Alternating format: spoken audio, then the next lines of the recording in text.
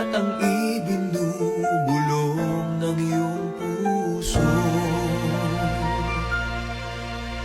Natutulog ba ang Diyos? Natutulog